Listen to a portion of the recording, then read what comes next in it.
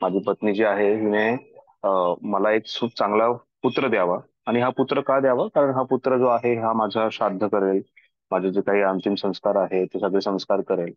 जे पुत्राचं कार्य आहे, आपण ऐकलेलं आहे की पुत्र जो आहे हे त्याचं कार्य असतं. म्हणजे प्रभुपाद म्हणतात की पुत्र आणि मूत्र जे आहे हे एकाच ठिकाणावरून येतं. जर एखाद्या व्यक्तीने, एखाद्या पुरुषाने जर आपल्या जे कुळामध्ये जर जीवनातलं वडीलधारी वडिलांचा किंवा त्यांच्या पितृलोकात जाणाऱ्या जे व्यक्ती आहेत त्यांचा उद्धार करू शकत नसेल तर तो पुत्र नाहीये. त्याला त्याची तुलना मूत्र अशी केलेली आहे. त्यामुळे पुत्र जो आहे याची फार महत्वाची कर्तव्य आहे की तो, जसं आपल्याला सांगितलं जातं की कृष्ण भक्त जो झाला आहे तो आपल्या 14 कुळांचा उद्धार करतो. का सांगितलं जातं? कारण एक पुत्र जो आहे त्याचं एक प्रामुख्याने कर्तव्य आहे. म्हणजे बऱ्याच वेळा ही आपल्याकडे चर्चाही होते की श्राद्ध करावेत नाही करावेत. आपण कृष्ण भक्त आहोत, कृष्ण भक्त जो आहे हा सगळ्यांचा उद्धार करणार आहे. पण तो कोण आहे? जो मुक्त आत्मा आहे, त्याचा ऑलरेडी स्वतःचा उद्धार झालेला आहे, तो शुद्ध आहे. तोच बाकी आपले जे पूर्वज आहेत त्या पूर्वजांचा उद्धार करू शकतो. आणि त्यामुळे आपणही जे काही कृष्ण भावना भावित होऊन कृष्ण भावनेचा आधार घेऊन जे काही श्राद्ध कर्म आहे हे करावेत. असं नाही की करू नये. तर परत आपल्या कथेमध्ये आपण येऊयात. आत्मदेव जे आहे यांची इच्छा होती की मला असा पुत्र प्राप्त व्हावा. पण ही धुंदुली जी आहे हिची अजिबात तशी इच्छा नव्हती. का? कारण धुंदुलीला वाटत होतं की मला जर माझी गर्भधारणा झाली आणि मी पुत्राला जन्म दिला तर माझं जे सौंदर्य आहे त्या सौंदर्याचा पूर्णपणे ह्रास होईल. आणि त्यामुळे मी असं काही करणार नाही. आणि ही धुंदुली जी आहे हिला कसल्याही प्रकारची रुची नव्हती. आणि आत्मदेवांच्या जीवनातलं हे खूप मोठं दुःख होतं. तर एकदा आत्मदेव जे आहे ते नदीमध्ये स्नान करायला गेले. आणि तिथे स्नान करत असताना त्यांचं एका महान ऋषीमुनींना त्यांचं ऋषीमुनींचं त्यांना दर्शन झालं. आणि हे ऋषीमुनींचं दर्शन झाल्यानंतर आत्मदेव जे आहेत ते त्यांनी प्रणाम केला, त्यांना त्यांची सेवा केली. त्यानंतर ऋषी जे आहेत हे प्रसन्न झाले आणि ते म्हणाले की आत्मदेव तुम्हाला हवंय काय? तुम्ही काहीतरी मागा माझ्याकडून आशीर्वाद. ते म्हणाले आशीर्वादामध्ये मला तुम्ही पुत्र द्या. तर ते म्हणाले अरे, जीवनामध्ये पुत्र हा गरजेचा आहे हे बरोबर आहे, पण तू चित्रकेतूंची कथा ऐकली नाहीस का? चित्रकेतूंच्या कथेमध्ये आपल्याला माहिती आहे, भागवतामध्ये वर्णन येतं की चित्रकेतू महाराज जे आहेत यांनाही पुत्राची फार अपेक्षा होती. त्यांनी 1,00,000 स्त्रियांशी विवाह केला. 1,00,000 पत्नी असून सुद्धा चित्रकेतू महाराजांना एकही पुत्र प्राप्त झाला नव्हता. आणि त्यांच्या जीवनातलं खूप मोठं दुःख होतं. आणि जेव्हा नारद मुनींना त्यांनी प्रार्थना केली तेव्हा नारद मुनींनी सांगितलं की तू का ही अपेक्षा करतोय जर तुझ्या जीवनात ते नाहीये सुख किंवा ती इच्छा तुझी पूर्ण होणार नाहीये. पण तरी त्यांनी फार तीव्र इच्छा केली. आणि त्यानंतर त्यांना पुत्र प्राप्त झाला. आणि नारद मुनींनी सांगितलं की कृपया तुमच्या पुत्राचं नाव जे आहे ते हर्षशोक ठेवा, जो तुम्हाला हर्षही देईल आणि नंतर तो शोकही देईल. तसंच झालं. तो पुत्र जन्म झाल्यानंतर चित्रकेतू महाराज जे आहेत ते पुत्राला, आणि ज्यांनी ज्या मातेने जन्म दिला होता त्या मातेला आसक्त झाले, त्या पत्नीला आसक्त झाले. आणि त्यामुळे बाकीच्या पत्न्या ज्या आहेत त्यांना त्याचा राग आला आणि त्यामुळे त्यांनी त्या पुत्राला विष पाजलं. आणि विष पाजल्यानंतर तो जो पुत्र आहे त्याचा मृत्यू झाला. आणि नंतर चित्रकेतू महाराज जे अतिशय हर्षित होते, आनंदित होते, ते शोकाकुल अवस्थेत गेले. त्यामुळे ते हर्ष शोक नाव जे आहे ते त्याप्रमाणे दिलंय. तर तशाच प्रकारचं तुझ्या जीवनातही होऊ शकतं. तुला का पुत्र हवाय? तर ते म्हणे नाही, मला जीवनामध्ये पुत्र हवाय, मला फार गरज गरज वाटते त्या गोष्टीची. आणि त्यानंतर त्या ऋषीमुनींनी त्यांना आशीर्वाद दिला, त्यांनी यज्ञ केला आणि यज्ञामधून जे फळ आलं, ते यज्ञफळ जे होतं ते त्या अ, आत्मदेवाकडे दिलं. आणि आत्मदेवाला सांगितलं की हे फळ जे आहे हे तुझ्या पत्नीला खाऊ घाल आणि त्याच्यानंतर तुला पुत्र प्राप्त होईल. मग आत्मदेव जो आहे हा आनंदाने हे फळ घेऊन घरी गेला आणि आपल्या पत्नीला विनंती केली की कृपया तू जे आहे हे फळ खा आणि तुला एक छान पुत्राची प्राप्ती होईल. पण ही जी आहे खूप अतिशय विचित्र स्वभावाची जी स्त्री होती, तिला अजिबात इच्छा नव्हती. आणि हिची बहीणही तशाच प्रकारच्या विचित्र स्वभावाची होती. तर तिने आपली जी व्यथा आहे ही आपल्या बहिणीला सांगितली. आणि बहीण म्हणाली तू काळजी करू नकोस, मलाही पुत्र होणारच आहे. मी माझा पुत्र तुला देईल आणि तुला ते फळ खायची गरज नाहीये. म्हणजे कशा प्रकारे आपल्याला नेहमी सत्संगात राहणं गरजेचं आहे. जो वाईट संघ आला तर नेहमी त्या व्यक्तीचं जे आहे त्या जीवनामध्ये ते वाईटच संकल्पना येतात, वाईटच सजेशन दिले जातात. आणि त्यामुळे व्यक्ती जो आहे हा त्या वाईट संघामुळे फार प्रभावित होतो. तर तशा प्रकारे तिची बहीण जी आहे तीही म्हणाली की ठीक आहे, माझा पुत्र जो जन्माला येईल तो मी तुला देईल आणि त्यानंतर तू जो आहे तो हे जे फळ आहे हे फेकून दे. आणि तोपर्यंत तू 9 महिने जे आहे हे नाटक कर की तुला तुझी गर्भधारणा झालेली आहे आणि त्या गर्भधारणेमध्ये तुला जे काही वेदना होत आहेत, जे काही त्रास होते, जे काही आनंद होते, सगळं काही तू व्यक्त कर. जेणेकरून तुला जे आहे सगळ्यांचा विश्वास बसेल आणि मी तुला जे आहे माझा पुत्र देईल. मग हे सांगितल्यानंतर ही धुंदुलीची जी बहीण आहे आणि तिचा नवरा जो आहे, ते दोघंही या कुकर्मामध्ये सहभागी होतात. आणि मग ती म्हणते ह्या फळाचं तरी काय कर. आणि मग त्या फळाचं काय करू म्हटल्यानंतर मी ते फळ जे आहे ते फेकून दे. आणि तुम्ही ते फळ फेकून दिलं आणि ते फळ फेकून दिल्यानंतर काही कालावधीनंतर ही जी डुलडुलीची बहीण आहे, तिला पुत्र प्राप्त झाला. आणि तिला पुत्र प्राप्त झाल्यानंतर तिने आपला पुत्र जो आहे हा धुंदुलीला दिला. आणि जे जे फळ फेकून दिलं होतं ते फळ जे आहे हे सौभाग्याने एका गायीने खाल्लं. आणि गायीने खाल्ल्यानंतर गायीलाही गर्भधारणा झाली आणि काही कालावधीनंतर गायीनेही एका पुत्राला जन्म दिला. आणि तो पुत्राला जन्म दिल्यानंतर पुत्राचं शरीर जे आहे हे मनुष्याचं होतं, पण त्याचे कान जे आहेत हे गायीसारखे होते. आणि त्यामुळे त्या पुत्राचं नाव जे आहे हे आत्मदेवांनी गोकर्ण म्हणून ठेवलं. आणि हा जो दुंदुलीचा पुत्र आहे याचं नाव दुंदुबी ठेवलं. आणि हा दुंदुबी जो आहे हा एका वाईट संघातून जन्म झालेला पुत्र होता. त्याचे ज्या दुंदुलीचा आता आपण इथे पाहतोय दुंदुली आहे, तिची बहीण आहे आणि तिचा बहिणीचा जो नवरा आहे, हे सगळे जण आहे जणांचे विचार फार वाईट आहेत. त्यांची इच्छा फार वाईट आहे. आणि त्यामुळे त्यांच्यातून जो या सगळ्या गोष्टीतून या कुसंगातून जो जन्म निर्माण झालेला पुत्र जो आहे तोही अतिशय वाईट आहे. आणि त्यामुळे हा दुंदुबी जो आहे हा दुंदुबी सुद्धा खूप वाईटच होता. म्हणजे तो इतका वाईट होता की त्याने लहानपणापासून मारहाण करणे, चिडचिड करणे, लोकांना लोकांना छळणे अशा गोष्टी तर चालूच केल्या होत्या. आणि हा गोकर्ण जो आहे हा ब्राह्मणाच्या आशीर्वादातून निर्माण झालेला पुत्र होता. गायीच्या पोटातून जन्म झालेला होता. त्यामुळे त्याच्यामध्ये सत्वगुण होता, त्याच्यामध्ये खूप चांगले गुण होते. आणि आत्मदेव जेव्हा हे दोन्ही पाहत होते त्यांना खूप दुःख झालं ह्या सर्व गोष्टीचं. आणि काही वेळानंतर आत्मदेव जे आहेत हे हर्ष आणि शोक या दोन्हीचा अनुभव करत करत आत्मदेव जे आहे यांचा मृत्यू झाला. मग त्यांचा मृत्यू झाल्यानंतर इकडे गोकर्ण आणि हे दुंदुबी जे आहेत हे मोठे झाले. गोकर्ण जो आहे त्याला जेव्हा तो जाणता झाला, तो अतिशय सत्वगुणात होता. त्याला सगळे आपले सत्कर्म जे आहे, धार्मिक कर्म जे आहे ते माहिती होते. म्हणून हा गोकर्ण जो आहे हा म्हणाला की मला माझ्या वडिलांचं श्राद्ध करण्याची गरजच आहे. आणि माझ्या वडिलांचं श्राद्ध करण्यासाठी मी गयाला जाऊन येतो. तो गेला तिकडे वडिलांचं श्राद्ध करण्यासाठी. वडिलांचं श्राद्ध वगैरे त्याने केलं आणि हे करून तो परत आला. तोपर्यंत इकडे परिस्थिती त्याला ह्या सर्व काही गोष्टी करण्यामध्ये बराच काही कालावधी गेला. पण इकडे परिस्थिती फार बिकट झाली होती. इकडे हा जो दुंदुभी आहे हा अतिशय कुकर्मामध्ये लागलेला होता. हा दुंदुभी जो आहे हा चारही नियमांचं उल्लंघन करत होता. आणि हा जो आहे सत्य आपले जे धर्माचे चार पाय आहेत या चारही पायांचं उल्लंघन करत होता. सत्यतेचं पालन करत नव्हता, व्यभिचार करत होता, मांसाहार करत होता, नशापान करत होता. एवढं विचित्र की त्याने घरामध्ये 5 वेश्यांना आणून ठेवलं होतं. आणि हे सगळं विचित्र पाहिल्यानंतर ही दुंदुली जी आहे तिला या गोष्टीचं खूप वाईट वाटलं की मी खूप चुकीचे निर्णय घेतले आणि त्यामुळे चुकीचा पुत्र जन्माला आला. म्हणून या दुंदुलीने आत्महत्या केली. आता दुंदुलीने आत्महत्या केलेली आहे. आणि हा जो दुंदुभी आहे हा अतिशय विचित्र प्रकारचं कार्य करतोय. त्याने सगळ्या चुकीच्या गोष्टी केल्या होत्या. त्याने 5 वेश्यांना घरात आणून ठेवलं होतं आणि मग त्या वेश्यांना संतुष्ट करण्यासाठी चोरी करणे, लोकांची लूटपाट करणे ह्या सर्व गोष्टी त्यांनी चालू केल्या. आणि काही कालांतरानंतर हा दुंदुभी जो आहे याच्या बऱ्याचशा तक्रारी ज्या आहेत ह्या राजापर्यंत पोहोचल्या. आणि राजापर्यंत तक्रारी पोहोचणार, मग राजा जो आहे हा आपल्याकडे इथपर्यंत येणार. आणि नंतर राजाने ह्या दुंदुभी बरोबर जर आपल्याला पाहिलं तर काय असा वेश्यांना प्रश्न पडला. आणि मग त्या 5ही वेश्या ज्या आहेत त्यांनी एकत्र येऊन या दुंदुभीचा मर्डर केलं. या दुंदुभीला मारून टाकले त्यांनी.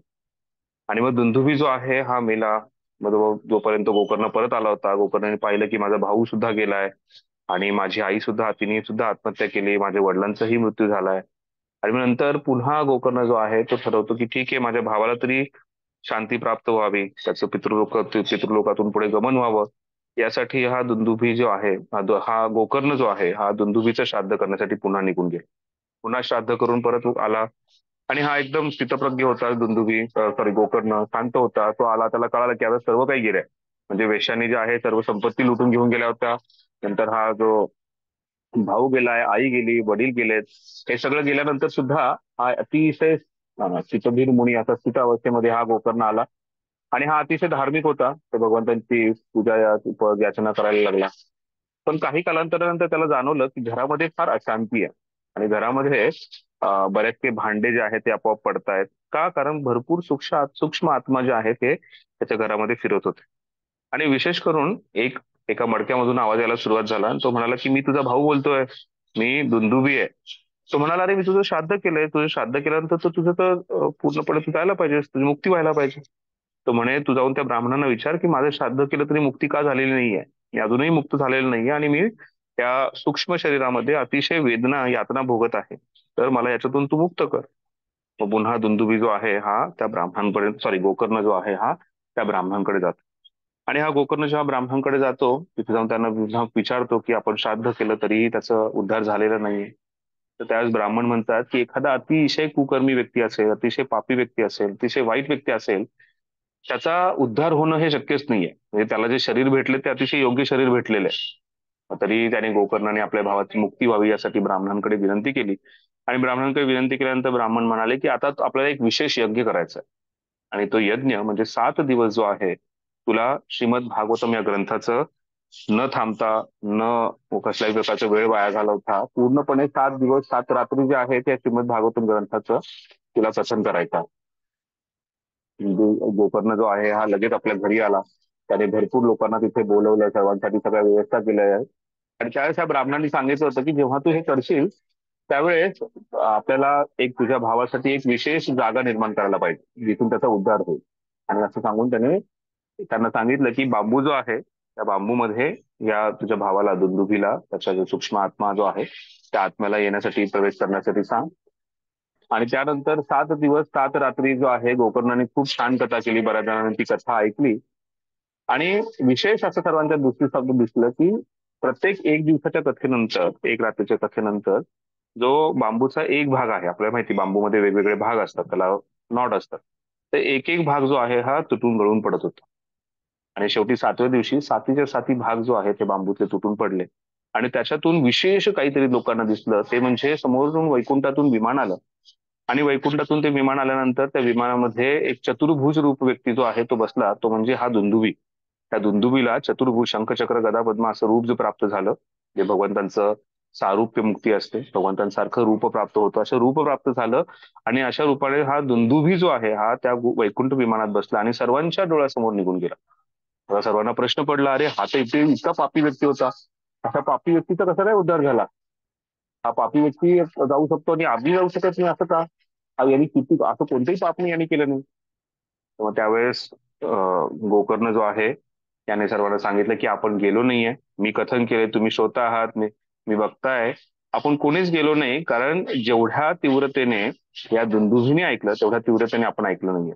त्यामुळे आता कित्येक वर्ष, महिने आपण जे कथन करणार आहोत हे दोघांसाठी आपल्यासाठी महत्वाचं आहे की अतिशय तीव्रतेने आपण ऐकायचंय आणि तीव्रतेने मला बोलायचंय आणि पूर्णपणे दृढ विश्वास असणं फार गरजेचं आहे. या दृढ विश्वासाने आपण हे जे श्रीमद भागवतम जो हा ग्रंथ आहे, जो सर्वांचा मित्र आहे, या मित्राचं या आपण आश्रय घ्यायचा आहे. आपल्या जीवनामध्ये बऱ्याच वेगवेगळ्या मित्रांचा आपण आश्रय घेतो, पण कृष्ण हे आपले परम मित्र आहेत. आणि त्याच प्रकारे कृष्णाद्वारे हे प्रस्थापित जे श्रीमद भागवतम जे आहे हेही आपल्यासाठी परम मित्राप्रमाणे. त्यामुळे याचा आपल्याला आश्रय घ्यायचा आहे. आणि याचा आश्रय आपण घेतला तर नक्कीच एक 3.5 वर्षाचा भक्तिवैभव कोर्स झाल्यानंतर आपल्या सगळ्यांसाठी वैकुंठातून विमान येईल आणि त्या विमानामध्ये बसून आपण सर्वजण वैकुंठामध्ये प्रवास करू. तर ही अतिशय महत्वाची गोष्ट आहे की आपण जेव्हा श्रवण करत आहोत त्याच्यात व्यवस्थित ध्यानपूर्वक श्रवण करणं गरजेचं आहे. आपण जी नवविधा भक्ती आपण पाहतो, या नवविधा भक्तीमध्ये सर्वात पहिली जी पायरी आहे ती म्हणजे पहिली विधी जी सांगितलेली आहे ती म्हणजे श्रवणाची आहे. आणि त्यामुळे श्रवण जर आपण व्यवस्थित केलं तर नक्कीच आपण आपल्या भक्तिमय जीवनामध्ये उद्धार करू, आपण प्रगती करू. आणि त्याचबरोबर आपण बाकीच्यांनाही आपण प्रगतीपथावरती घेऊन. तर आपल्या सर्वांसाठी आपले परम कृपाळू शिल प्रभुपाद जे आहेत यांनी हे श्रीमद भागवत ग्रंथ आपल्या समोर प्रस्थापित केलाय. प्रभुपादांनी अतिशय परिश्रम करून अमेरिकेला जाण्याच्या आधी पहिला स्कंद जो आहे श्रीमद भागवतमचा हा प्रिंट केला. म्हणजे आपल्याला माहिती आहे की कशा प्रकारे दिल्लीमध्ये प्रभुपाद हे श्रीमद भागवतमचं प्रकाशन करण्यासाठी स्वतः डोक्यावरती मोठ्याच्या मोठ्या कागदांचा गठ्ठा घेऊन प्रभुपाद एका ठिकाणून दुसऱ्या ठिकाणी चालत जायचे. 5 पैसे 25 पैसे वाचवत प्रभुपादांनी भरपूर परिश्रम करून आपल्यासाठी श्रीमद भागवतम लिहिलं. आणि त्या कष्टांव्यतिरिक्त अतिशय महत्वाची गोष्ट जी आतापर्यंत गौडी वैष्णव संप्रदायात कधी झाली नाही, म्हणजे श्रीमद भागवतम जे आहे याच्यावरती सर्वात पहिली टीका जी आहे लिहिलेली ती म्हणजे श्रीधर स्वामींनी लिहिलेली. त्या श्रीधर स्वामींनी सुद्धा ही अशी संकल्पना केलेली नाहीये, ती आपल्या सर्वांसाठी प्रभुपादांनी दिली आहे. ती म्हणजे प्रत्येक श्लोक जो आहे त्याचा शब्दाचा अर्थ, त्यानंतर भाषांतर आणि त्यानंतर तात्पर्य दिलेलं आहे. म्हणजे आपण पुस्तक वितरणाला जातो आणि पुस्तक वितरणाला गेल्यानंतर आपण सांगतो की ही भगवद्गीता समजायला फार सोपी आहे, कारण ह्याच्या प्रत्येक श्लोकातील शब्दाचा अर्थ दिलाय, भाषांतर दिलंय, तात्पर्य दिलंय. पण जेव्हा वाचायची वेळ येते त्यास आपण श्लोक वाचता तर वाचतो, नाही तर डायरेक्ट भाषांतर आणि तात्पर्य हे वाचतो. तर आपल्याला तसं करायचं नाहीये. आपण जेव्हा कोणताही श्लोक घेतोय, कारण प्रभुपादांनी यासाठी परिश्रम घेतलेत आणि आतापर्यंत कुठल्याही आचार्यांनी हे केलं नव्हतं. त्यांना माहिती आहे कलियुगातले जीवात्मा जे आहेत त्यांचे विशेष गुण जे आहेत, आपण पहिल्या अध्यायात शिकणार आहोत कलियुगातले विशेष जीवात्म्यांचे गुण. मंद, सुमंद, मतयो, मंद भाग्य, उपद्रुत, असे वेगवेगळे गुणांचं जे वर्णन केलंय तर ते आपण पाहणार आहोत की कशा प्रकारे या कलियुगातले जीव जे आहेत ह्या सर्व गोष्टी विसरायला लागले, समजण्यास अवघड होत आहे. पण आपल्या सर्वांसाठी अतिशय सोप्या प्रकारे प्रभुपादांनी या श्रीमद भागवताचं वर्णन केलंय, ज्याच्यात प्रत्येक श्लोकाचा अर्थ दिलाय आणि त्यामुळे प्रत्येक श्लोकातील शब्दाचा अर्थ दिलाय, जेणेकरून आपल्याला श्लोक समजेल आणि त्याचबरोबर भगवंतांना काय आपल्याला उपदेश द्यायचा तेही समजेल. तर आपल्याला त्या गोष्टीचं घ्यायचंय. तर आपण जेव्हा आता ह्या पूर्ण गोष्टीची सुरुवात करतोय, तर सर्वात सुरुवातीला आपण जे आहे हे इंट्रोडक्शन जे आहे त्या इंट्रोडक्शन पासून सुरुवात करणार आहे. माझ्याकडे सध्या मराठी भागवतम नाही आहे, तर मी कोणाला विनंती करतो की आपण इंट्रोडक्शन पासून सुरुवात करतोय, तर कृपया कोणीतरी वाचायला सुरुवात करा. हे इंट्रोडक्शन जे आहे हे फार विशेष आहे. त्या इंट्रोडक्शन मध्ये प्रभुपादांनी चैतन्य महाप्रभूंचं जे जीवन आहे त्या जीवनाचं पूर्णपणे वर्णन केलेलं आहे. आणि का चैतन्य महाप्रभूंच्या जीवनाचं वर्णन केलेलं आहे, कारण श्रीमद भागवतम कशा प्रकारे वाचावं, कशा प्रकारे त्याचं अध्ययन करावं, कशा प्रकारे त्याचं जीवनात पालन करावं, हे स्वतः चैतन्य महाप्रभूंनी आपल्या जीवनातून दाखवून दिलेलं आहे. आणि त्यामुळे चैतन्य महाप्रभूंचं जीवनशैली, चैतन्य महाप्रभूंचं जीवन जे आहे आणि त्यांच्या ज्या लीला आहेत त्याचं थोडक्यात प्रभुपादांनी ह्याच्यात वर्णन केलेलं आहे. आणि त्याच्या आधी प्रभुपाद जे आहे तो भागवताचं खूप काही गुणगान करतायत. तर आपण जो इंट्रोडक्शन आहे त्याचं वाचायला सुरुवात. तर कोणी वाचू शकतंय इंट्रोडक्शन? इंट्रोडक्शन म्हणजे उपोद्घात आहे मराठीमध्ये. उपद्घात, येस. हरे कृष्णा. दंडवत प्रणाम प्रभूजी. वाचू? हो मत. हा. ईश्वर विषयक धारणा आणि परम सत्याची धारणा या एकाच स्तरावरील नाही. भागवताचे परम सत्य हेच प्रत्यक्ष लक्ष्य आहे. देव अथवा ईश्वर ही धारणा अधिपत्य सूचक आहे, तर परम सत्याची धारणा आश्रय तत्वाची अथवा सर्व प्रकारच्या शक्तींच्या परम स्त्रोताची सूचक आहे.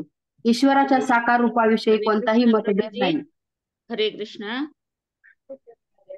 अर्ध जास्त वाचून झालेलं आहे प्रभूजी.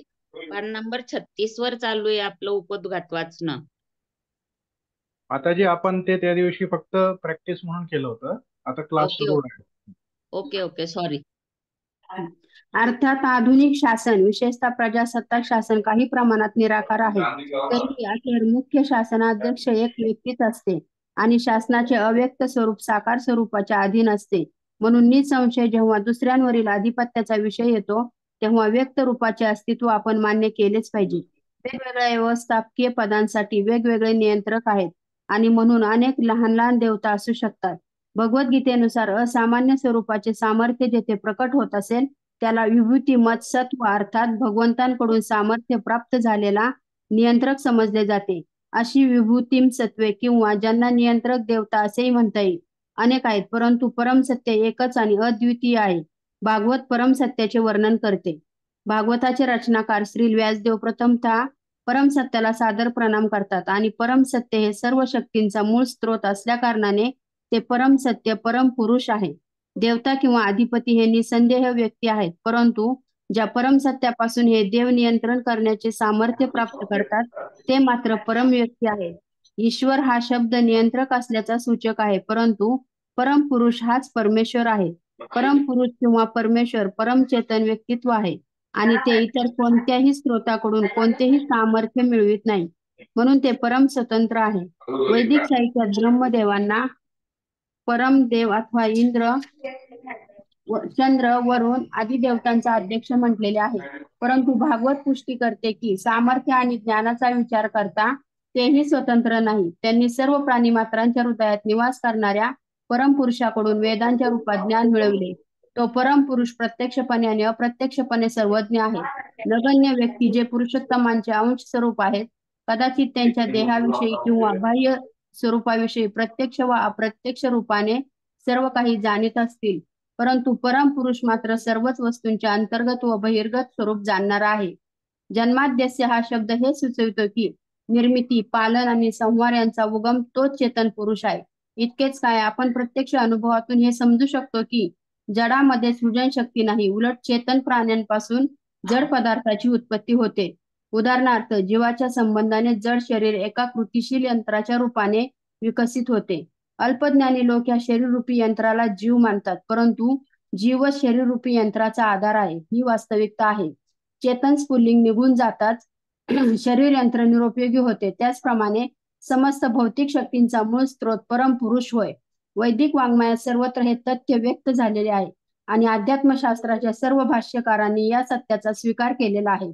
चेतन शक्तियुक्त तत्वास ब्रह्मा म्हटले जाते. महान आचार्य श्रीपाद शंकराचार्य यांनी हे सांगितले आहे की ब्रह्म हे तत्व असून जगत एक श्रेणी आहे. सर्व शक्तींचा मूळ स्रोत चेतन तत्व आहे आणि त्याच तत्वाला परमपुरुष म्हणून स्वीकारले गेले आहे. म्हणून या परमपुरुषाला भूत, वर्तमान आणि भविष्य अशा त्रिकाळातील प्रत्येक गोष्टीचे ज्ञान आहे. त्याच वेळी त्याला आपल्या दिव्य आणि भौतिक सृजनातील प्रत्येक लहान मोठ्या भागाचे ज्ञान आहे. अज्ञ जीव मात्र स्वतःच्या शरीरात काय घडत आहे हे देखील समजू शकत नाही. तो अन्न खातो, परंतु त्या अन्नाचे शक्तीत कसे रूपांतर होते आणि त्या योगे ध्येय धारण कसे होते हे जाणीत नाही. परिपूर्ण भगवंतांना मात्र घडणाऱ्या सर्व गोष्टींची जाण असते आणि हे अगदी स्वाभाविक आहे. म्हणून अशा पूर्ण व्यक्तित्वाला भागवतात वासुदेव असे संबोधण्यात आले आहे. वासुदेव म्हणजे आपल्या पूर्ण चेतनेने आणि पूर्ण सामर्थ्याने युक्त असणारा होय. भागवतात याचे विस्तृत विवेचन करण्यात आलेले आहे. येथे वाचकाला काळजीपूर्वक अभ्यास हरे कृष्णा. करण्याची एकच मिनिट. भरपूर संधी आहे. तर याच्यामध्ये इंट्रोडक्शनचा जो पहिला भाग आहे, उपद्गतचा पहिला भाग आहे, याच्यामध्ये प्रभुपाद जो पहिला संघातील पहिल्या अध्यायातील जो पहिला श्लोक आहे, ओम नमो भगवते वासुदेवाय जन्मादस्य यतोन्वयाद इतरश्चार्तेषु विज्ञस्वराट तेने ब्रह्महृदय आदि कवये मुह्यन्ति यत् सूरया. तर हा जो श्लोक आहे पुढे पण आहे, तेजो वारी मृदा यथा विनिमयो यत्र त्रिसर्गो मृषा त्वां स्वेन सदा निरस्तकुहकं सत्यम परम धीमहि. तर सुरुवातीला प्रभुपाद सत्यम परम धीमहि याच्यावरती चर्चा करतायत की परम सत्य काय आहे. आणि परम सत्य जे आहे हे एक व्यक्ती आहे. परमसत्याला समजण्यासाठी आपल्याला भगवान पूर्ण पुरुषोत्तम भगवान वासुदेव जे आहेत यांचं पूजन करायचं आहे. आणि श्रीमद भागवतम जे आहे हे प्रामुख्याने जे भगवंतांचं जे रूप आहे आणि परमसत्य जे आहे हे तीन भागांमध्ये आहे, ब्रह्मन, परमात्मा आणि भगवान. आणि त्याच्यामध्ये परमसत्यामध्ये जे पूर्ण पुरुषोत्तम भगवान रूप जे आहे हे सर्वात प्रमुख आहे, त्याच्याबद्दल चर्चा करण्यात आलेली आहे. त्यानंतर प्रभुपाद जे आहे ही चर्चा करतायत की बाकी देवी देवता आणि विशेष करून देवी देवतांमध्ये प्रमुख ब्रह्माजी जे आहेत ज्यांच्यापासून सर्वांची उत्पत्ती झालेली आहे, ते ब्रह्माजी सुद्धा या परमसत्याला म्हणजे भगवान श्रीकृष्णांना त्यांचा आश्रय घेतलेला आहे. आणि त्यामुळे इथे जेव्हा वर्णन येतं की तेने ब्रह्महृदय आदि कवये मुह्यन्ति यत् सूरया, की अशा ब्रह्मदेव जे आहेत त्यांनी भगवंतांचा आश्रय घेतला आणि त्यामुळे त्यांच्या हृदयामध्ये भगवंतांनी हे जे ज्ञान आहे हे प्रकाशित केलेलं आहे. आणि हे जे ज्ञान जे आहे यांनी त्यांच्या समोर त्यांच्या हृदयात प्रकाशित केलंय आणि त्यामुळे हे ज्ञान जे आहे हे आपल्यापर्यंत पोहोचवलेलं आहे. आणि त्यामुळे हा जो श्लोक आहे, पहिला श्लोक, हा अतिशय महत्वाचा आहे. जसं मागे मी सांगितलं की श्रील भक्ती सिद्धांत सरस्वती ठाकूरांनी या एका श्लोकावरती 47 दिवस प्रवचन केलेलं आहे. आणि हा श्लोक जो आहे हा अतिशय महत्वाचा आहे. त्यामुळेच या स्कंदासाठी मी 1.5 महिना घेतलेला आहे. आपण पहिला आजचा हा आठवडा, पुढचा आठवडा आणि त्यानंतर पुढच्या महिन्यामध्ये सुद्धा आपण हा जो पहिलं युनिट जे आहे ह्या स्कंदातलं ते पहिलं युनिट पूर्ण करणार आहे. आणि त्यानंतर जून पासून आपलं दुसरं युनिट चालू होईल. तर हा आपण पाहतो की इंट्रोडक्शन मध्ये प्रभुपाद जे आहेत हे परमसत्य काय आहे या परमसत्यावरती चर्चा करतायत. आणि त्यासाठी प्रभुपाद आणखीन विस्तार रूपाने सांगतात की कशा प्रकारे देवी देवता सुद्धा भगवंतांना आश्रय घेतात. विशेष करून ब्रह्माजी त्यांच्या हृदयामध्ये सुद्धा जे काही ज्ञान आहे हे भगवंतांनी प्रकट केलेलं आहे. म्हणजे असं म्हणतात की या पूर्ण सृष्टीची निर्मिती जी आहे हे ब्रह्मांनी केली आहे, पण त्यांच्या हृदयामध्ये जी ब्लू प्रिंट आहे म्हणजे ते आर्किटेक्चरल डिझाईन आहे ते सगळं जे आहे हे भगवंतांनी स्वतः त्यांच्या हृदयामध्ये प्रकाशित केलं. आणि तेवढंच नाही, बाकी सर्व काही त्यांच्या हृदयात प्रकाशित केलं. आणि त्यामुळे भगवान श्रीकृष्ण जे आहेत हे परम ईश्वर आहेत. तर ईश्वर जे आहे हे नियंत्रक आहेत आणि कृष्ण जे आहेत हे परम नियंत्रक आहेत. त्यामुळे ते पूर्ण पुरुषोत्तम भगवान आहेत, परमेश्वर आहेत. आणि हे कुठे आपल्याला समजतं, हे श्रीमद भागवतम या ग्रंथातून आपल्याला समजतं. त्यामुळे श्रीमद भागवतम ग्रंथ जो आहे अतिशय महत्वाचा आहे आणि त्याचं पालन जे आहे आपल्या जीवनात करणं गरजेचं आहे. येस, अजून कोणी वाचू शकतो? दुसरं कोणी पुढे? श्रीकृष्ण. येस वत्सली, वाचा आधुनिक वत्सली. भगवान श्री चैतन्य महाप्रभूंनी व्यावहारिक आचरणातून श्रीमद भागवताचा संदेश दिला. श्री चैतन्य महाप्रभूंच्या अहेतुकी कृपेने भागवताच्या कथावस्तूत प्रवेश करणे सुलभ झाले आहे. याकरिता येथे त्यांचे जीवन आणि उपदेश या संबंधात एक संक्षिप्त परिचय दिला आहे. त्यामुळे वाचकाला भागवताची महत्ता समजून घेण्यास सहाय्य होईल. भागवताचे अध्ययन व्यक्ती भागवताकडून केले जाणे अनिवार्य आहे. ज्याचे जीवनात व्यवहारता श्रीमद भागवत आहे तो व्यक्ती भागवत होय. श्री चैतन्य महाप्रभू परम ईश्वर आहेत आणि म्हणून ते स्वतः आणि त्यांच्या वाणी रूपाने भगवंत आणि भागवत असे दोन्हीही आहेत. म्हणून भागवताकडे पोहोचण्याची त्यांची प्रक्रिया जगातील सर्व जीवांकरिता आचरणीय आहे. भारतात जन्म घेतलेल्या लोकांनी जगात सर्वत्र भागवताचा प्रचार करावा अशी त्यांची इच्छा होती. भागवत हे श्रीकृष्ण शास्त्र आहे. श्रीकृष्ण पूर्ण पुरुषोत्तम भगवान आहेत आणि त्याविषयी भगवद्गीतेत प्रारंभिक सूचना प्राप्त होते. श्री चैतन्य महाप्रभूंनी म्हटले आहे की मनुष्य कोणीही असो, जो गीता तथा भागवत या कृष्ण शास्त्रात निपुण आहे तो अधिकृत प्रचारक आणि गुरु होऊ शकतो. संपूर्ण जगातील दुःखी मानवांच्या कल्याणार्थ मानव समाजास कृष्ण शास्त्राची नितांत आवश्यकता आहे.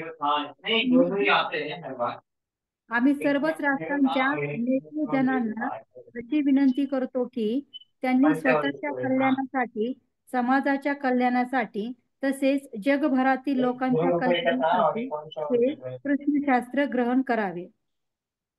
श्रीमद भागवताचे प्रचारक भगवान श्री चैतन्य महाप्रभू यांच्या उपदेशांविषयी प्रभूजी, कोणाचा तरी माईक चालू आहे, प्लीज. डिस्टर्बन्स होते, माईक म्यूट करा ना. माताजी वाचतात आहे पण कुणाच तरी माईक चालू आहे, डिस्टर्ब होतोय.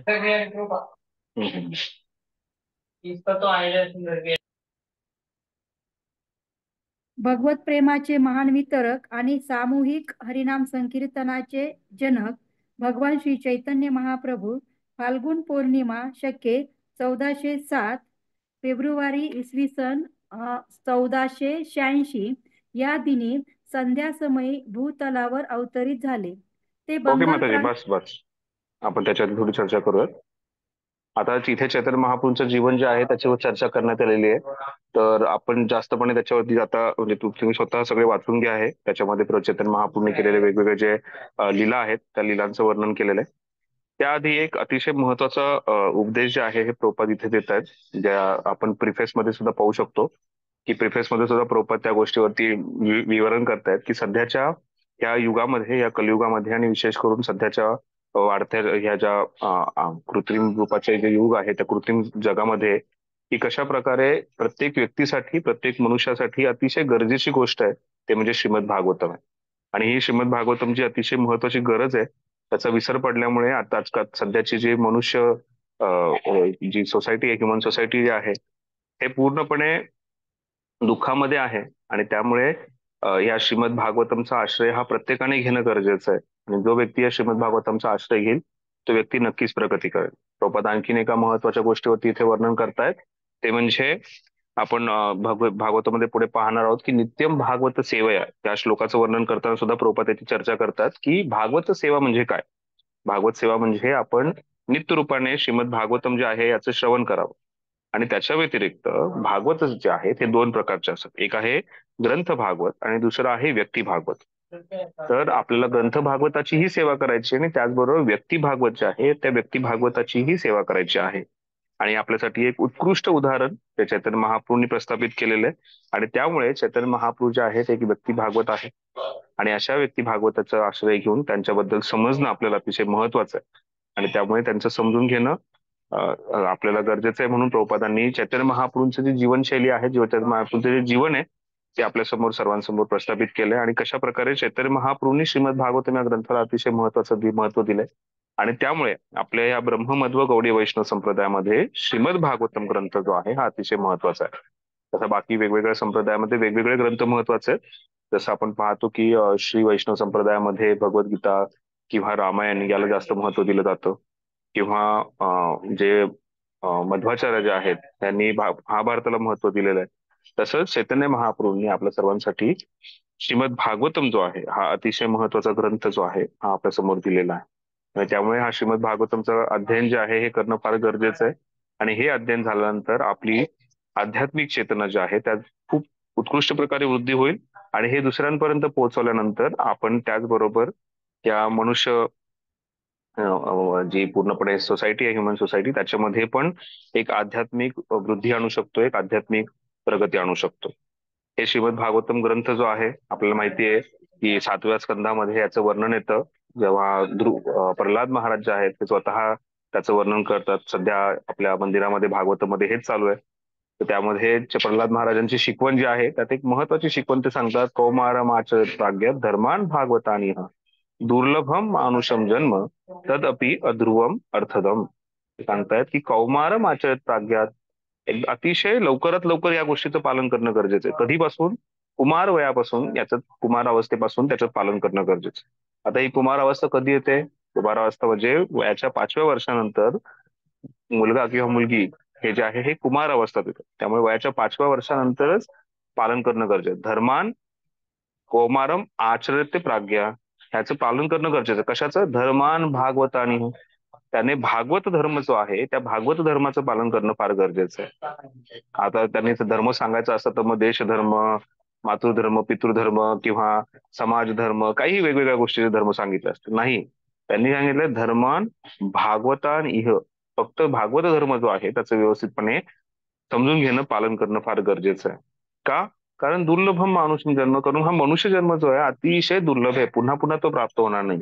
त्यामुळे जो जो मनुष्य आहे त्या प्रत्येक मनुष्याने या भागवत धर्माचं कुमार अवस्थेपासून पालन करणं गरजेचं.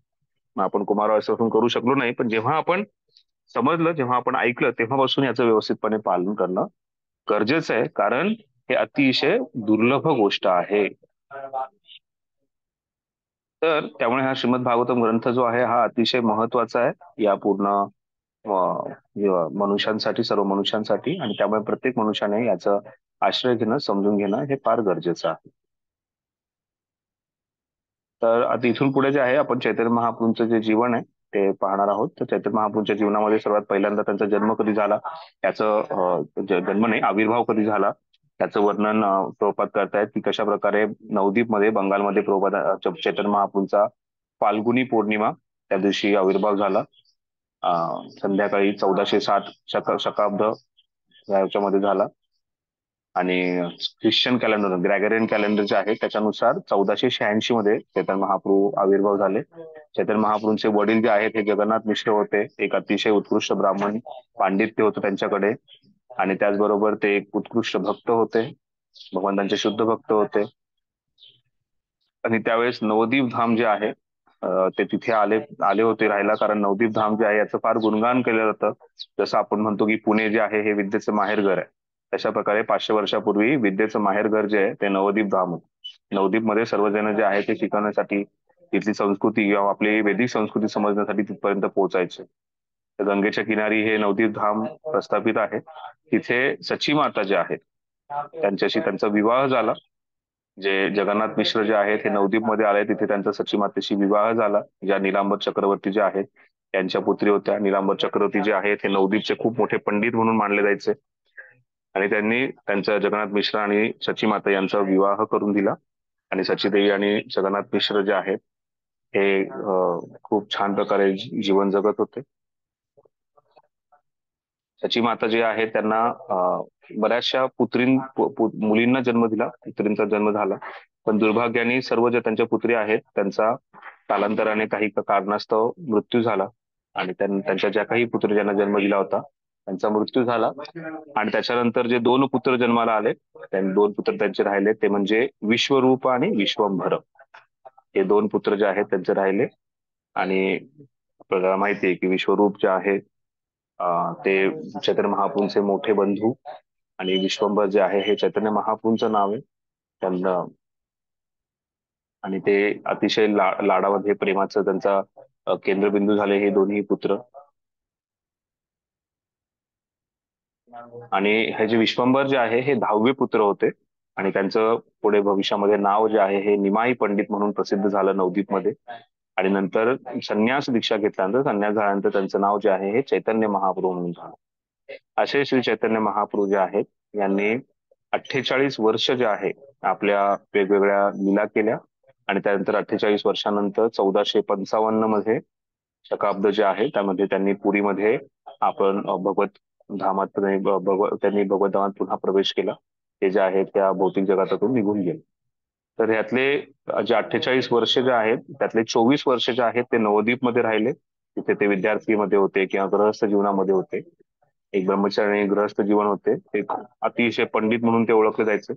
आणि गृहस्थ जीवनामध्ये त्यांनी सर्वात पहिल्यांदा लक्ष्मीप्रिया जी आहे यांच्याशी विवाह केला. पण लक्ष्मीप्रिया जी आहे जेव्हा चैतन्य महाप्रभू गयाला गेले आपल्या वडिलांचं श्राद्ध करण्यासाठी, म्हणजे जगन्नाथ मिश्रांचं श्राद्ध करण्यासाठी, तर तिथे विरहामुळे लक्ष्मीप्रियांनी आपला देह जो आहे हा त्यागला. लक्ष्मीप्रियात लवकरच निघून गेल्या. आणि चैतन्य महाप्रभू पुन्हा तिथे आल्यानंतर त्यांची आई जी आहे त्यांनी पुन्हा विनंती केली, तुम्ही कृपया पुन्हा विवाह करा. आणि त्यानंतर चैतन्य महाप्रभूंनी विष्णुप्रिया जी आहे त्यांच्याशी विवाह केला. आता हे लक्ष्मीप्रिया आणि विष्णुप्रिया दोघे जे आहेत हे लक्ष्मी रूप आहे, हे लक्ष्मींचा अवतार आहे. आणि त्यांनी जो आहे या भगवंतांशी जो आहे हा विवाह केला. त्यानंतर विष्णुप्रियाशी काही काही वेळ त्यांच्याबरोबर चैतन्य महाप्रभू राहिले. आणि जेव्हा विष्णुप्रिया जे आहे जेव्हा चैतन्य महाप्रभूंनी 24व्या वर्षी संन्यास घेतला त्यावेळेस विष्णुप्रिया ज्या आहेत त्या फक्त 16 वर्षाच्या होत्या. आणि संन्यास घेतल्यानंतर चैतन्य महाप्रभू जे आहे त्यांनी नवदीप सोडलं. आणि नवदीप सोडल्यानंतर त्यांनी जगन्नाथपुरी जे आहे त्याला आपलं प्रमुख स्थान बनवलं. चैतन्य महाप्रभू आपल्या आईच्या विनंतीवरून विशेष करून त्याची माताने त्यांना विनंती केली, तुम्ही वृंदावनपर्यंत जाऊ नका, तुम्ही जगन्नाथपुरीलाच राहिला तर आम्हाला तिथे पोहोचणं सोपं आहे. आणि त्यानंतर चैतन्य महाप्रभू जे आहेत ते पुढचे 24 वर्ष जे आहेत ते जगन्नाथपुरीमध्ये राहिले. त्या 24 वर्षातले 6 वर्ष जे आहेत ते चैतन्य महाप्रभूंनी भारत भ्रमण केलं. विशेष करून दक्षिण भारत जो आहे त्या दक्षिण भारताचं भ्रमण केलं. आपलंही सौभाग्य आहे की चैतन्य महाप्रभू आपण जिथे राहतो त्या महाराष्ट्र भूमीमध्ये पण आले. आणि त्याचबरोबर चैतन्य महाप्रभू पुण्यातही आले होते, जेजुरीलाही गेले होते. असं जे बाबासाहेब पुरंदरे जे आहेत इतिहासकार त्यांनी वर्णन केलंय की चैतन्य महाप्रभू जे आहेत पुण्याची जी पर्वती आहे त्या पर्वतीवरती त्यांनी तिथे दर्शन वगैरे घेतलं, पर्वतीलाही त्यांनी तिथे गेले होते असं इतिहासकारांनी वर्णनही केलेलं. चैतन्य महाप्रभू जे आहे यांनी दक्षिण भारतामध्ये बऱ्याच ठिकाणी गमन केलं. आणि बऱ्याच ठिकाणी गमन केल्यानंतर तिथे जे आहे त्यांनी श्रीमद भागवतमचा प्रचार केला. आणि दक्षिण भारतामध्ये हजारो व्यक्तींना त्यांनी भगवंतांचं भक्त बनवलं. असं सांगण्यात येतं की जिथे जिथे चैतन्य महाप्रभू जात होते त्या सर्व ठिकाणी चैतन्य महाप्रभूंचा स्पर्श होऊन चैतन्य महाप्रभूंकडून भगवंतांचं नाव स्वीकार करून हजारो व्यक्ती जे आहेत ते चैतन्य महाप्रभूंच्या पाठोपाठ चालायला लागले, त्यांच्या हरिनामामध्ये रुची घ्यायला लागले आणि भगवंतांच्या भक्तीचं पालन करायला लागले. आणि असं वर्णन येतं की कित्येक लाखो भक्त व्यक्तींचा तिथे उद्धार चैतन्य महाप्रभूंनी केला. चैतन्य महाप्रभूंनी जे आहे हे फक्त श्रीमद भागवतांचं प्रचार नाही केला, त्याचबरोबर चैतन्य महाप्रभूंनी भगवद्गीतेचाही तेवढ्याच उत्साहाने प्रचार केला. चैतन्य महाप्रभू जे आहे त्यांनी आपल्या जीवनामध्ये दाखवून दिलं की भगवद्गीता जी आहे किती महत्वाची आहे. आणि भगवद्गीता जी आहे ही भगवंत श्रीकृष्णांनी यस स्वयं पद्मनाभस्य मुखपद्माद् निश्रित, हे स्वतः पद्मनाभ भगवंत आहेत त्यांच्या मुखातून आलेलं गीत आहे. आणि ते गीत जे आहे हे अतिशय महत्वाचं आहे. हे भगवंतांचे दिलेले उपदेश जे आहेत ते अतिशय महत्वाचे आहेत.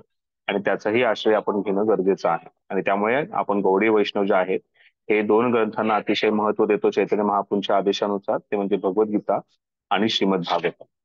आणि याचं उत्कृष्टरित्या पालन केलेला ग्रंथ, याचं उत्कृष्टरित्या प्रदर्शन केलेला ग्रंथ म्हणजे श्री चैतन्य चरितामृत. आणि त्यामुळे आपल्यासाठी हे 3 ग्रंथ जे आहेत ते अतिशय महत्वाचे आहेत, भगवद्गीता, श्रीमद भागवतम आणि चैतन्य चरितामृत. अशा प्रकारे चैतन्य महाप्रभू जे आहेत यांनी भगवद्गीता आणि भागवतम या दोन्ही ग्रंथांना अतिशय महत्व दिलंय आणि ते आपल्यापर्यंत पोहोचवण्याचा प्रयत्न केलेला आहे. दुर्भाग्य असं आहे की चैतन्य महाप्रभू जे आहेत यांनी स्वतः आदेश दिलेला आहे की भगवद्गीता जी आहे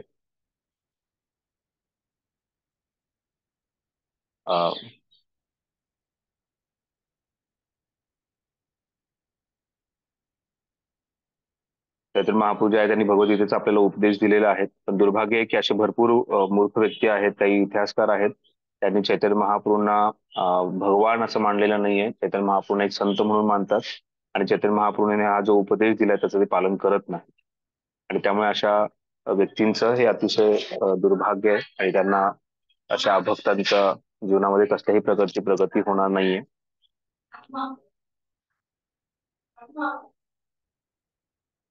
पुढे प्रभुपाद सांगतात की भगवद्गीता जो आहे हा अतिशय महत्वाचा ग्रंथ आहे, पण असे बरेच व्यक्ती आहेत त्यांनी स्वतःच्या समजुनुसार स्वतःच्या आकलनानुसार त्यांनी भगवद्गीता ग्रंथ लिहिण्याचा प्रयत्न केला आणि त्यांनी भगवद्गीता तशाच प्रकारे त्यांनी स्वतःचा काहीतरी इंटरेस्ट ठेवून त्यांनी भगवद्गीता ग्रंथ जो आहे आपल्यासमोर प्रस्थापित केलाय.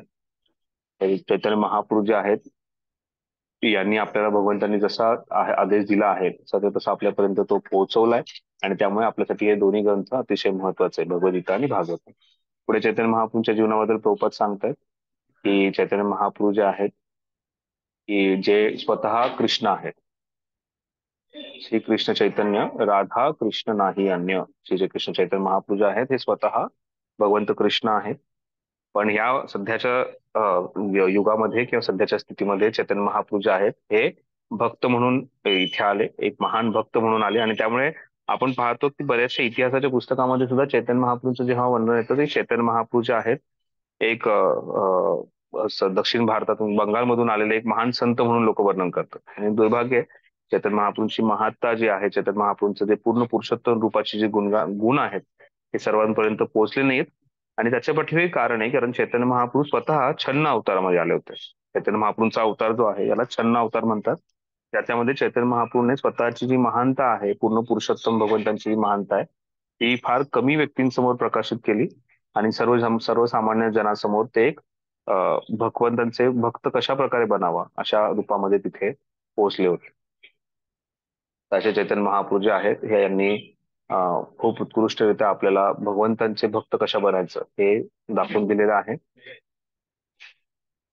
चैतन्य महाप्रभू जे आहे यांची शिकवण जी आहे ती फार महत्वाची आहे.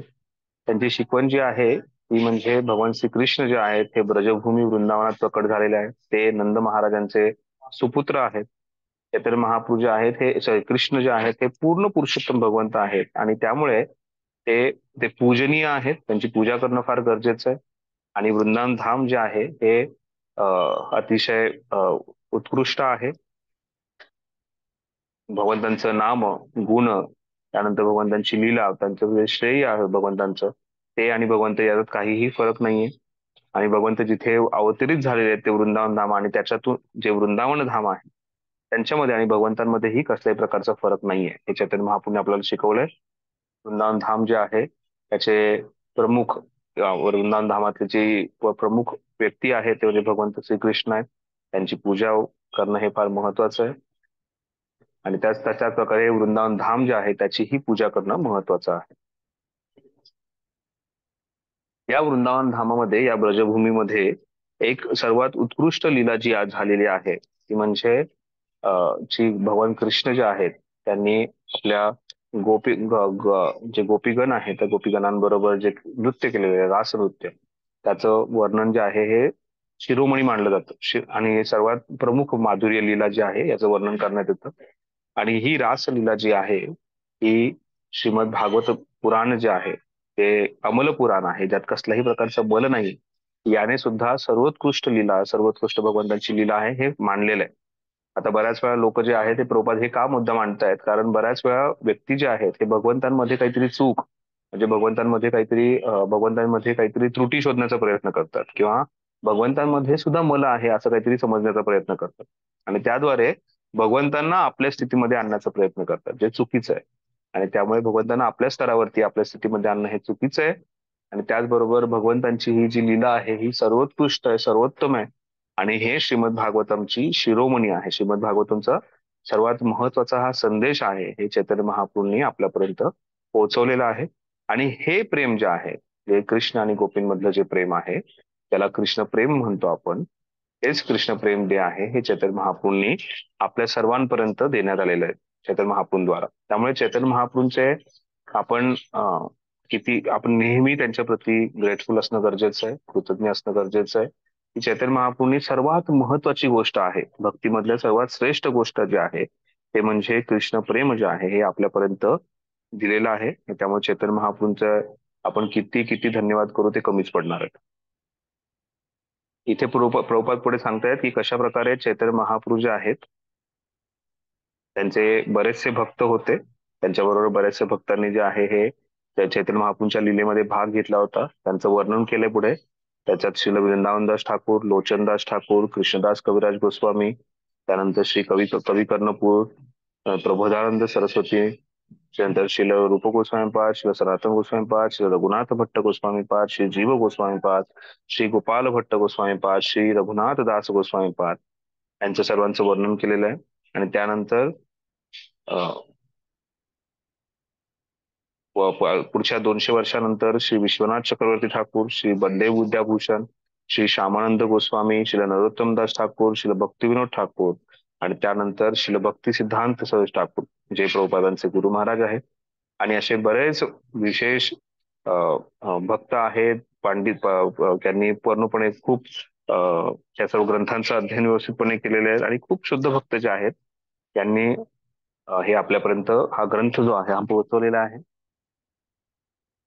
आणि त्यांनी जे आहे ते भरपूर ग्रंथांचं लिखाण केलं. म्हणजे हे जे वरती आचार्यांचं वर्णन केलेलं आहे त्या आचार्यांनी सुद्धा चैतन्य महाप्रभूंच्या शिकवणीनुसार श्रीमद भागवत आणि भगवद्गीता यांचा आश्रय घेऊन भरपूर ग्रंथ जे आहे त्याचं विचरण केलेलं आहे. आता हे सांगण्याचं प्रभुपादांचं महत्वाचा उद्देश काय हेही आपल्याला समजणं गरजेचं आहे. कारण चैतन्य महाप्रभूंच्या तिरोभावानंतर चैतन्य महाप्रभूंनी जेव्हा गमन केलं इथून, त्यानंतर बाकीचे गोस्वामी आणि बाकीचे जे आचार्यगण जे चैतन्य महाप्रभूंबरोबर होते ज्यांचं वर्णन केलेलं आहे, हे सर्व केल्यानंतर कालांतराने हा गौडी वैष्णव संप्रदाय जे आहे त्याचं तत्व जे आहे हे त्याचा लोप झाला होता. जसं भगवंतही सांगतात भगवद्गीतेमध्ये, सकाले न म्हणता योगो नष्ट परंतप. काही कालांतराने हे जे योग आहे, हे जे ज्ञान आहे त्याचं हे नष्ट होतं म्हणजे त्याचं काही कालावधीसाठी लोप होतो आणि त्यानंतर ते पुन्हा प्रकट. जसं आपण पाहतो की सरस्वती माता जी आहे जिथून उगम, सरस्वतीचा उगम जो आहे हा, आपण जर तुम्ही माना गाव जे आहे उत्तराखंडमध्ये चारधाम यात्रेला गेल्यानंतर बद्रीनाथ मध्ये जे माना गाव आहे तिकडे गेल्यानंतर तुम्हाला वाटतं की सरस्वतीचा उगम होतो आणि खूप जो प्रवाहाने सरस्वती तिथे वाहत, आणि काही कालांतरानंतर सरस्वती जी आहे हिचा लोप होतो, सरस्वती दिसत नाही. त्यानंतर ती डायरेक्ट जी प्रयाग आहे देवप्रयाग तिथे सरस्वती प्रकट होते. तिथून पुढे देव डायरेक्ट जे प्रयागराज आहे तिथे सरस्वती परत प्रकट होते. त्यानंतर सरस्वती दिसत नाही. मग असं आहे का याचा अर्थ की सरस्वती संपली, सरस्वती गेली, सरस्वती नदीच नाही, असं नाहीये.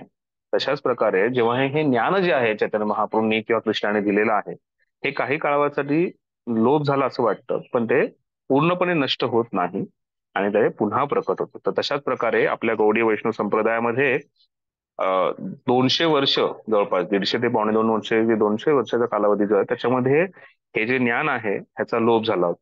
आणि त्याच्यामधून काय झालं की बऱ्याच जणांनी आपल्या मनानुसार चैतन्य महाप्रभूंची शिकवण, चैतन्य महाप्रभू किंवा कृष्ण यांच्याशी आपले संबंध जोडण्याचा प्रयत्न केला आणि त्याच्यामधून 13 अपसंप्रदाय निर्माण झाले.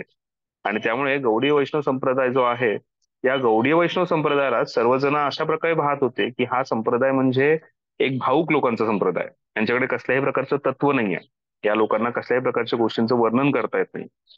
आणि त्यानंतर मग 200 वर्षानंतर श्री विश्वनाथ चक्रवर्ती ठाकूर, बलदेव विद्याभूषण, श्यामानंद पंडित या महान आचार्यांनी पुन्हा या गोष्टीचं प्रस्थापन केलं. यांनी पुन्हा, आपल्याला माहिती आहे की कशा प्रकारे जयपूर पासून एक जागा आहे जवळच जिथे गोविंद भाष्याचं वर्णन करण्यात आलं होतं. बोललं कोणा माहिती का जागेचं नाव? विसरतो मी. जयपूर पासून खूप जवळच जागा आहे, ती छान जागा आहे. रामानंदी संप्रदायाचे जे तुमच्याकडे काय आहे? तुमच्यावरती वेदांचं काही वेदांतांचं काही वर्णनच नाहीये किंवा वेदांत सूत्र जे आहे त्याच्यावरती टीका टिप्पणीच नाहीये. तुमच्या संप्रदायाला आम्ही मानतच नाहीये. आणि त्यावेळेस श्यामानंद पंडित जे आहेत त्यांनी गोविंदजींना प्रार्थना केली आणि गोविंदजींनी एका रात्रीमध्ये, आपण कधी त्या कथेचं वर्णन करूयात भविष्यामध्ये, एका रात्रीमध्ये त्यांनी जे भाष्य केलं त्याला गोविंद भाष्य म्हणून सांगण्यात येतं. आणि जेव्हा हे घेऊन त्या सगळ्या पंडितांसमोर गेले तर त्यावेळेस सगळेजण आश्चर्यचकित झाले की तुम्ही हे कसं काय आमच्या समोर आणलंय, कुठून आणलं, काय आणलं, हे तुमच्याकडे जे आहे ते आम्हालाही समजत नाहीये. आणि त्यानंतर या आचार्यांनी आपला संप्रदायातला जो आपल्या संप्रदायाचं जे तत्व आहे ते तत्व सर्वांसमोर प्रस्थापित केलं. आणि त्यामुळे आपला संप्रदाय हा फक्त भावुक नाहीये, काहीतरी भावनांवरती नाहीये, काहीतरी फक्त रासलीला करायची किंवा काहीतरी रडायचं, काहीतरी कुठेतरी हसायचं, काहीतरी कुठला तरी रस जो आहे याचं का आपलं आपल्या कृत्रिमरित्या काहीतरी अपरिपक्व अवस्थेमध्ये त्याचं ते दाखवायचं, हे चुकीचं आहे. आपला संप्रदाय जो आहे हा तत्वावरती आधार आहे. आपण तत्व समजून घेतो आणि तत्व समजल्यानंतर भगवंतांप्रती प्रेम जे आहे हे निर्माण करतो. म्हणजे हे शुष्कही नाहीये आणि हे भाऊकही नाहीये. हे फार महत्वाची गोष्ट आहे. जसं प्रभुपाद नेहमी सांगतात की philosophy without sentiments is a dry speculation, mental speculation. म्हणजे जे तत्व आहे त्याच्यामध्ये जर कसल्याही प्रकारचे इमोशन नसतील, कसल्याही प्रकारची भावुकता नसेल, तर जे ज्या प्रकारचे ज्ञानी व्यक्ती असतात त्या ज्ञानी व्यक्तींसारखं होणार, ते शुष्क होणार एकदम. आणि त्याचबरोबर प्रभुपाद सांगतात की sentiments without philosophy is is a mental speculation. जर सेंटिमेंट्स आहे आणि फक्त फक्त भावुकता आहे, त्याच्यात तत्वच नाहीये, त्यामुळे भावुकता आणि तत्व, भावुकता आहे पण तत्व नसल्यामुळे ते व्यक्ती जे आहे ते चुकीच्या मार्गाला जाणार. आणि त्याचमुळे 13 अपसंप्रदाय जे आहेत चुकीचे हे निर्माण झाले. आणि त्यानंतर भक्तिविनोद ठाकूरांपर्यंत बऱ्याचशा आचार्यांनी याच्यावरती भरपूर परिश्रम करावे लागले की हे 13 अपसंप्रदायाचं पूर्णपणे खंडन करायला. अजूनही थोड्या थोड्या प्रमाणात तुम्ही जर जगन्नाथपुरीला गेला तर काही अशी लोक भेटतात. म्हणजे असं काही संप्रदाय आहेत ज्याचं नाव सखीपेकी, चुडाधारी, असं काही काही नाव आहे त्यांचे.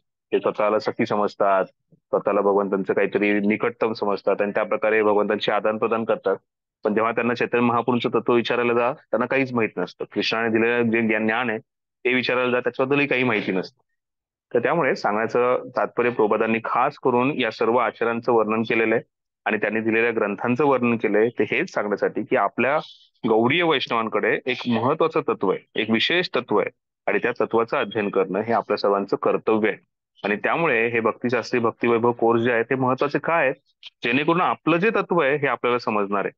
आणि जेव्हा आपल्याला हे तत्व समजणार आहे त्याच्यातून आपला स्वतःचा आत्मविश्वास, स्वतःचा भगवंतांप्रतीचा जो विश्वास आहे तो वाढणार आहे आणि तोच त्या विश्वासाने आपण दुसऱ्यांपर्यंत तो पोहोचू शकणार आहे. तर गौडी वैष्णव संप्रदाय जो आहे हा भावुकतेवरती नाही, तो भावुकता आणि तत्व या दोन्हीचं एक संकलन आहे.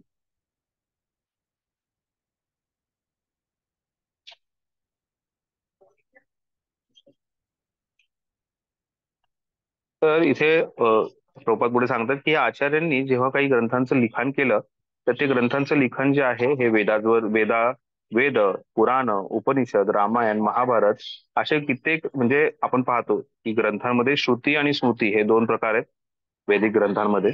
तर त्याच्यात हे ग्रंथ जे आहेत हे ग्रंथ फक्त असेच त्यांनी स्वतःच्या मनात आलेलं किंवा काहीतरी ऐकलं असं नाहीये. त्याच्यातून त्याचं प्रत्येकाचं वेगळ्या ग्रंथातूनही वर्णन केलेलं आहे. हे सगळे ग्रंथ लिहिलेले आहेत. हे एक समरी आहे, एक सार आहे. तो असा सार आहे की ज्याच्यामध्ये इतिहास, पुराण, उपनिषद या सर्वांचं वर्णन करत त्याचं ह्या सार जो आहे आपल्यापर्यंत आपल्या आचार्यांनी तो पोहोचवलेला आहे. आणि त्यामुळे हे ग्रंथ जे आहेत हे अतिशय महत्वाचे आहेत.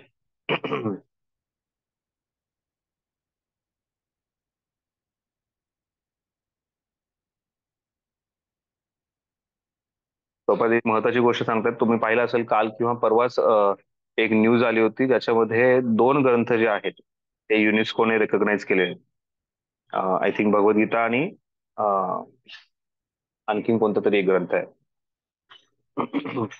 तर प्रभुपाद इथे सांगतायत की दुर्भाग्य आहे की आता लोक इतकी अज्ञानामध्ये आहेत की त्यांना समजत नाही की हे गौडी वैष्णव आचार्यांनी काय महत्वाची गोष्ट दिलेली आहे. आणि जेव्हा ते आता हे ग्रंथ जे आहेत ते संस्कृत किंवा बंगालीमध्येच आहेत, तर त्यामुळे हे ग्रंथ जेव्हा जे सामान्य जणांपर्यंत आणि विशेष करून जे पंडित जे समजू शकतात अशा लोकांपर्यंत पोहोचतील, तर तेव्हा त्यांना समजेल की भारत आणि भारताच्या ज्या ग्रंथ आहेत किंवा गौडी वैष्णव संप्रदाय आणि गौडी वैष्णवाचा जो संदेश आहे हा किती महत्वाचा आहे. आणि त्याच्याद्वारे प्रभुपाद सांगतायत की पूर्ण जगामध्ये एक महापूर येईल, प्रेमाचा महापूर जो आहे तो येईल आणि भगवंतांची भक्ती, भगवंतांचं प्रेम सर्वांना मिळेल आणि सगळीकडे शांती आणि भरभराट जी आहे ही भरभराट सगळीकडे दिसून येईल.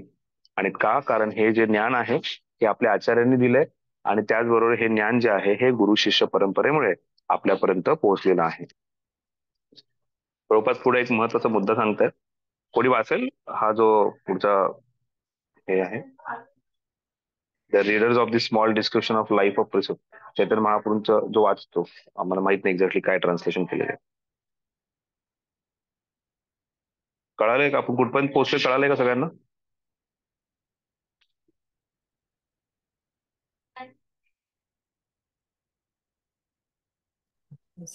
हरे कृष्ण, दंडवत प्रणाम.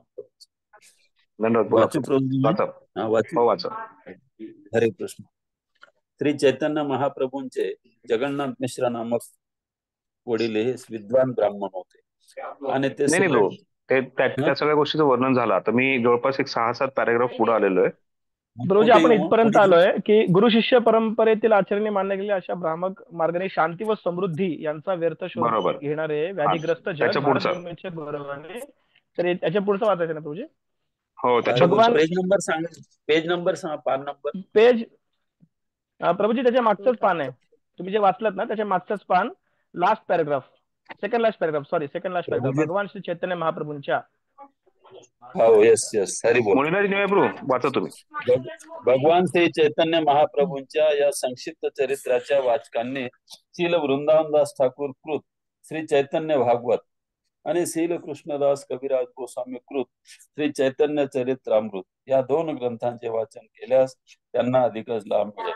श्री चैतन्य महाप्रभूंच्या मनोहरी बाललीलांचे आकर्षक वर्णन श्री चैतन्य भागवतात आढळते, तर त्यांच्या शिकवणुकीचे विस्तृत वर्णन श्री चैतन्य चरित्रामृत आढळते. त्यांनी दिलेल्या उपदेशांचे संक्षिप्त संकलन आम्ही श्री चैतन्य शिक्षामृत या ग्रंथामध्ये केलेले आहे. श्री चैतन्य महाप्रभूंच्या प्रारंभिक जीवनाचे वर्णन त्यांच्या समकालीन प्रमुख भक्तांपैकी मुरारी गुप्ता यांनी केलेले आहे. मुरारी गुप्ता हे त्यावेळेचे प्रसिद्ध वैद्य होते. श्री चैतन्य महाप्रभूंचे पुढील जीवन त्यांचे वैयक्तिक सचिव श्री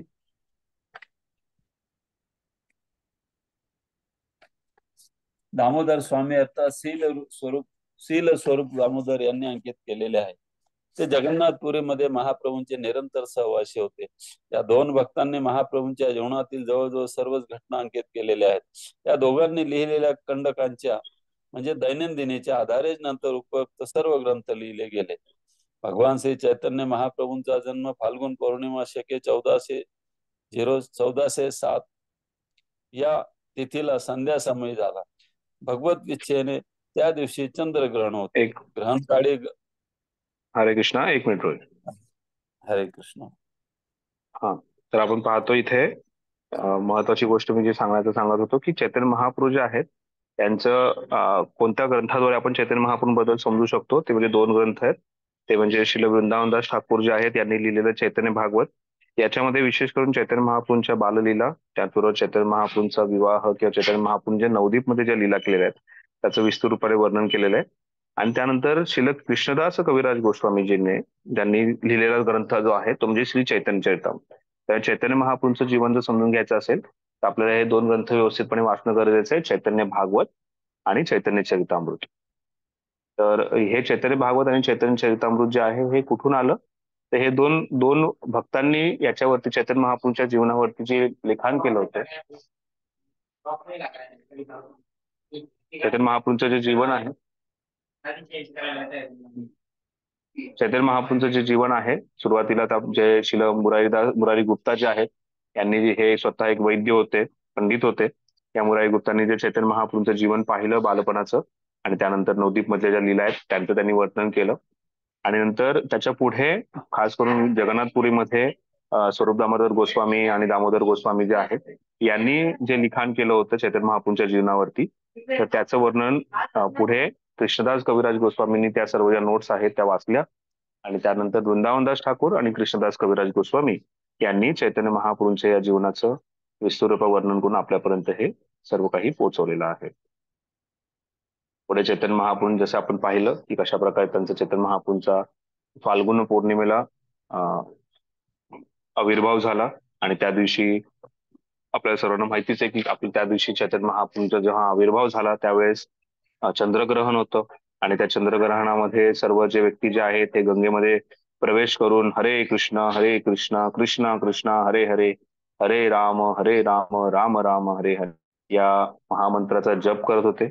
आणि त्याच्याद्वारे अद्वैताचार्य जे आहेत यांना कळालं की आज माझी प्रार्थना जी आहे ही पूर्ण झाली आणि भगवंत जे आहे स्वतः त्यांनी भगवंतांचा आविर्भाव झालेला आहे, भगवंत प्रकट झालेले आहेत.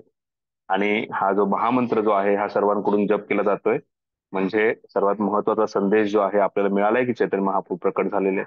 आणि अशा प्रकारे चैतन्य महाप्रभूंनी हा या पूर्ण देशभरामध्ये सगळ्यांकडून हा हरिनामाचा जप करून घेतला. त्या दिवशी चंद्रग्रहण असल्यामुळे सर्वजण जप करतात. मीही काही दिवसापूर्वी एकदा सूर्यग्रहण होतं आणि त्या सूर्यग्रहणाच्या दिवशी प्रयागराजमध्ये होतो. आणि मला म्हणजे ही गोष्ट जी आहे ती तिथे पाहिली मी, की प्रयागराजमध्ये बरेच म्हणजे हजारो हजारो व्यक्ती जे आहेत त्या त्रिवेणी संगमामध्ये होते, उभे होते. आणि तिथे मी जवळपास 1-1.5 तास होतो आणि त्या पूर्ण वेळामध्ये सर्व व्यक्ती जे आहेत तिथे बसून जप करत होते.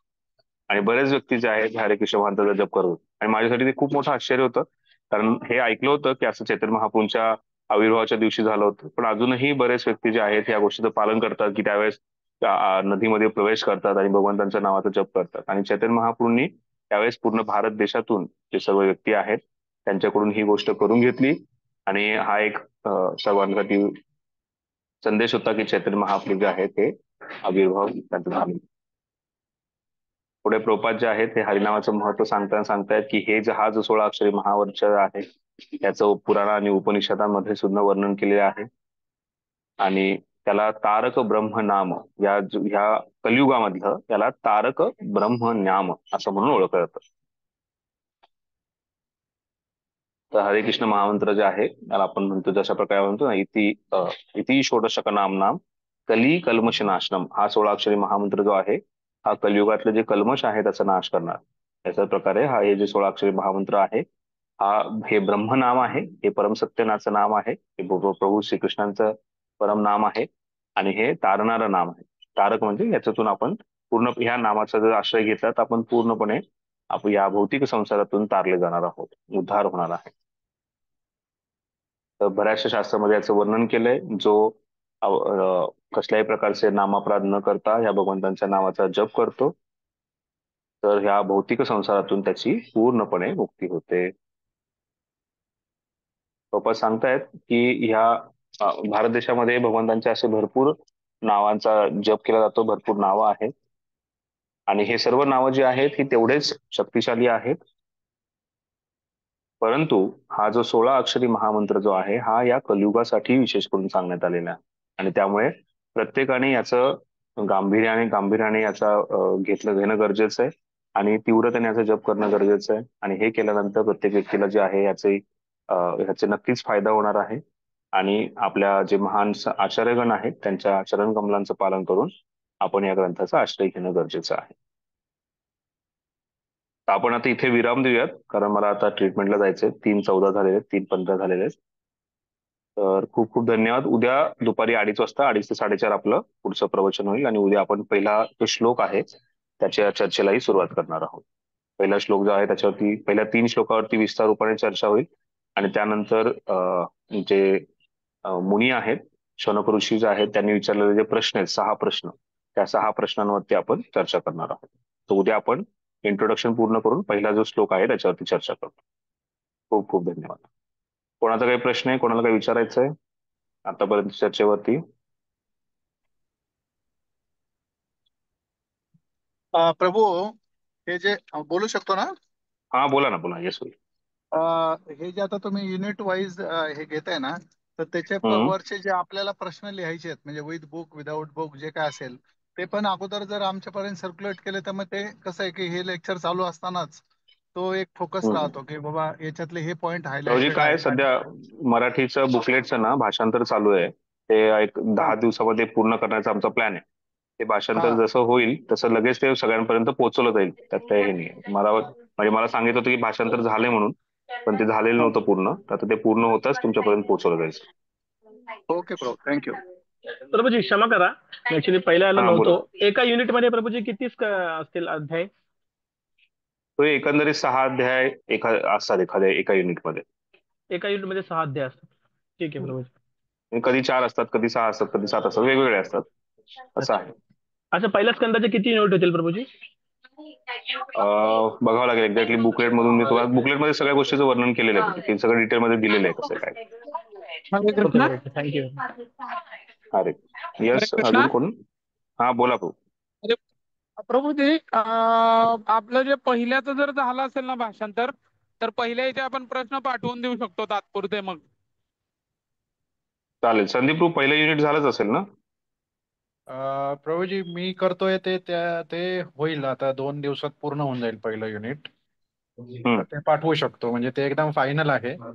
त्याच्यात बऱ्याच गोष्टी चेक करून करतोय मी. पहिलं चालेल युनिट सर. 2 दिवसात तयार होईल, सोमवारपर्यंत तयार होईल. ठीक आहे, म्हणजे मंगळवारपर्यंत अपेक्षा आहे सर्वांपर्यंत पहिलं युनिट पोहोचेल. हो हो ठीक हो. आहे, चालेल. अजूनही काही भक्तांना जर संदीपूर्ण मदत करायची असेल भाषांतराला तर कृपया संदीपूर्ण कॉन्टॅक्ट करा. महेश तुमच्या थ्रू कॉन्टॅक्ट केला तरी चालेल, नंबर पाहिजे असेल तर त्यांना भाषांतराला मदत हवी आहे, तर जेणेकरून लवकरात लवकर आपण हे पूर्ण करू. हरे ठीक कृष्ण. आहे? हा माताजी. हा प्रत्येक श्लोक घेणार आहे की कसं असणार? काय काय प्रत्येक यामधला आपण घेणार आहोत की काही ठराविकच श्लोकावरती असणार आहे? नाही, आपण प्रत्येक श्लोकात असं भाषांतर चर्चा करणार आहोत. तात्पर्य पूर्ण वाचून कधी कधी एखाद्या गोष्टीचं एखाद्या श्लोकाचं वाचूयात पूर्ण तात्पर्य, किंवा त्या तात्पर्यातल्या जे महत्वाच्या गोष्टी आहेत ते समजवल्या जातील. कारण पण प्रत्येक श्लोक जो आहे हा घेणं कंपल्सरी आहे. प्रत्येक श्लोकावरती आपण चर्चा करणार आहोत. समजा काही श्लोकांवरती विस्तारात चर्चा होईल, काही श्लोकांवरती विस्तारात चर्चा नाही होणार. हा पण ते घेतले जाणार आहेत. हो हो, प्रत्येक श्लोकात 18,000 श्लोकावरती, 18,000 नाही, 6व्या स्कंदापर्यंत जेवढे आहेत तेवढे नक्कीच घेतले जातात. ओके, थँक्यू प्रभू. अजून कोणाला काही विचारायचंय? चालेल, आपण इथे विराम देऊयात. खूप खूप धन्यवाद. श्रीमद भागवतम की जय. श्रील प्रभुपाद की जय. हरे कृष्ण. उद्या 2:30 वाजता सर्वांनी 2:30 वाजता. 2:30 की 2? उद्या 2:30 वाजता. 2:30 वाजता. ओके प्रभू. चालेल. हरे कृष्ण. हरे कृष्ण.